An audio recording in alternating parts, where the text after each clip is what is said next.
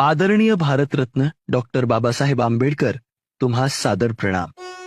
संविधान हा जगातील सगळ्यात श्रेष्ठ ग्रंथ तुम्ही आम्हास सुपूर्द केला आणि समाजातील जातीपातीची सगळी बंधनं झुगारून तुम्ही माणसाला माणूस म्हणून जगण्याचा अधिकार मिळवून दिला.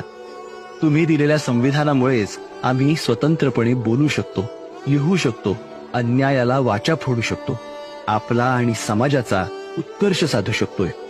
पण बाबासाहेब, देशात माजू पाहणाऱ्या हुकुमशाही प्रवृत्तीमुळे आज आमचं अभिव्यक्ती स्वातंत्र्य अबाधित ठेवणारं संविधान धोक्यात आलंय.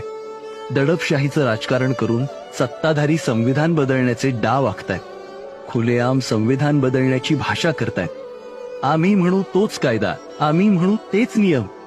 ही सत्ताधाऱ्यांची वृत्ती आमचं अस्तित्व नाकारून संविधानास मारक ठरतेय. पण तुम्ही काळजी करू नका बाबासाहेब. शिका, संघटित